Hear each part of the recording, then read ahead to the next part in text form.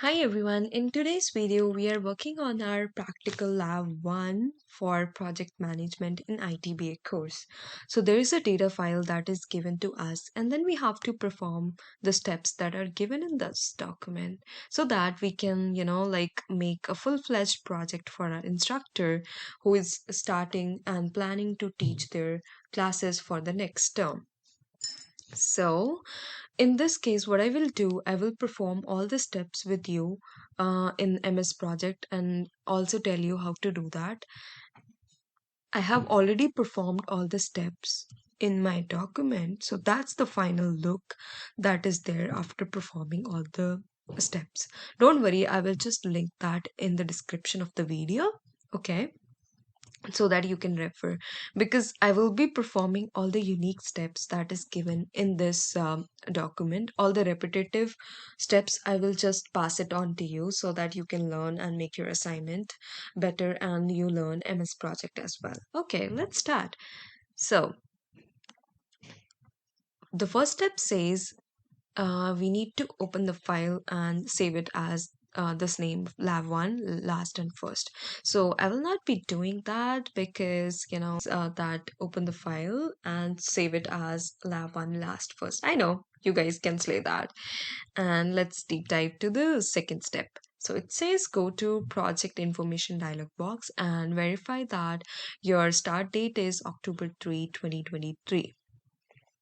So I will be going to my MS file, then project information, and then I will just change the year here because the date 3 and the month October is already set. So I'm just gonna click OK, and then you can see the day is changed. It was initially Thursday, now it's changed to Tuesday. Okay, and our next step says change working time dialog box to 40-hour week calendar. Same again, go to project and then change working time. So by default, generally it's the 40-hour period that goes for any project in MS Project, but they also have some other options like 24 hours and night shifts, right? So, but I will be sticking to standard because that's what is intended from us to do. Okay, click OK, and then you're all set. Next step says on the task tab, set the project to manually schedule if needed. By default, all the projects are manually scheduled because we can see that icon. It says, this is manually scheduled. And there's also another way. You can go to task, and there also we have these options. So right now it's highlighting manually scheduled. So that's how we are all set. Okay. Next step says all tasks should be set to start to finish relationship, beginning in the predecessor for task 2, type 1SF, 216SF on task 17. So we need to type 1SF to 16SF from task 2. So this is our predecessor column. And there we go. We can type that. So it says this task is connected to this first one. Okay, so that's what it means. That's why it's connecting on this Gantt chart as well. Don't worry if you feel like it's not from start to finish relationship. MS Project will automatically give you a warning if you are doing something wrong with it. For example, if I type 0, it's gonna give me this warning, or you can say error, right? So don't worry about that. So that's how it's gonna be there. So you can continue that till your 16SF. Okay, so I will be just moving on to next step because that's the easy thing that you can do.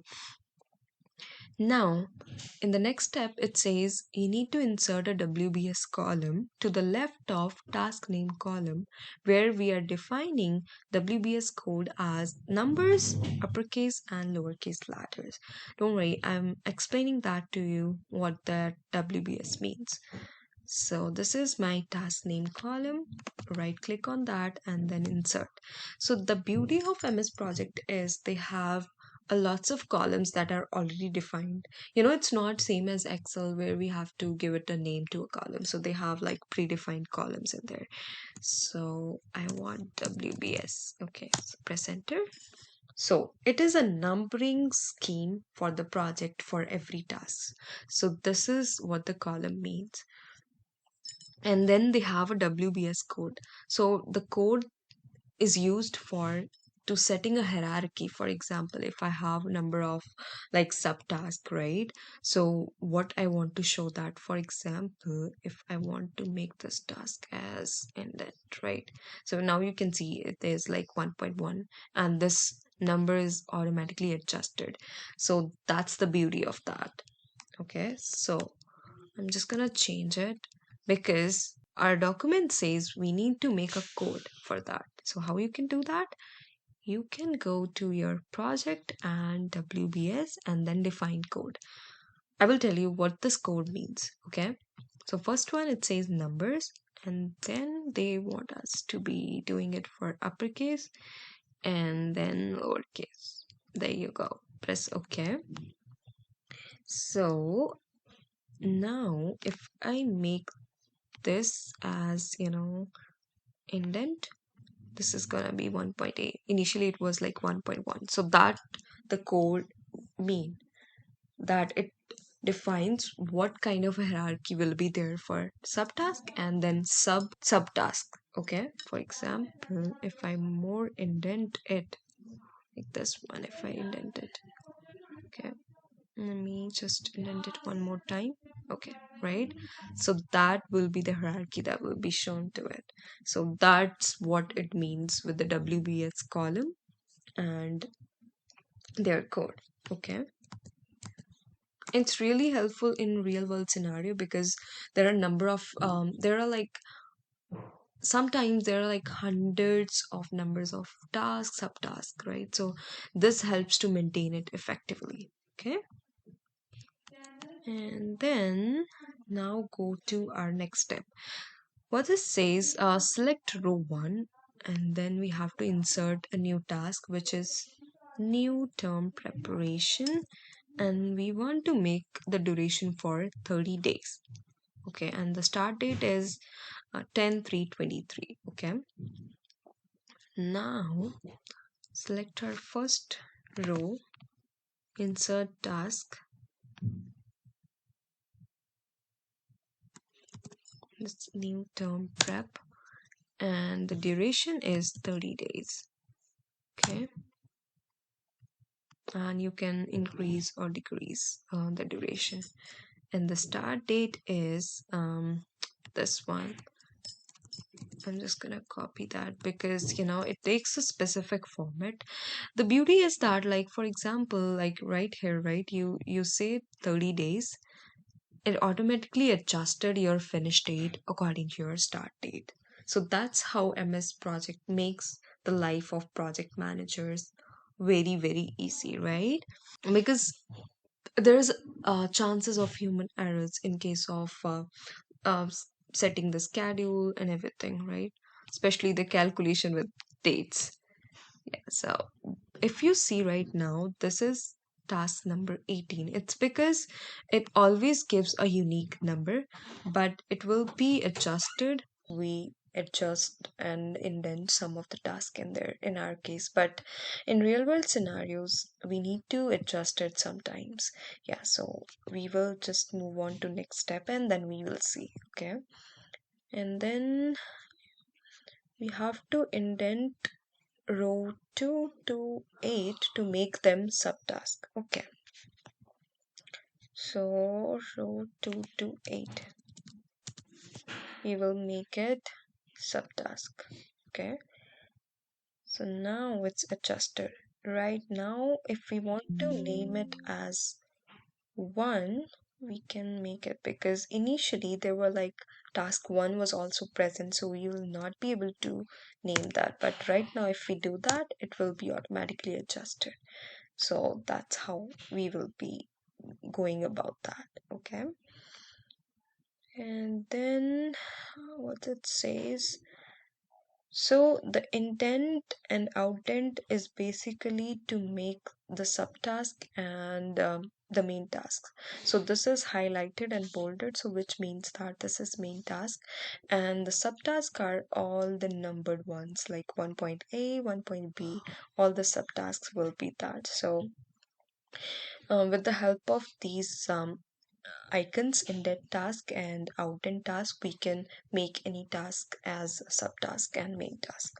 Okay, so that's how we go. And if we see, all these steps are same till this step where we have to insert the resources for our resource sheet. So what I will do, I will copy all the resources that are given there, then go to my project, and then if I see my resource, then sorry, to my view, and then go to resource sheet, there I can add all the resources. So in this case it will be long day 1311. So all these are my resources. Now I will go back to my Gantt chart view, and then I will assign the resources. So if you make it a little bigger, so you can see the resources named column. So there we can insert our there we can assign our resources. We can assign a single resource or multiple as well.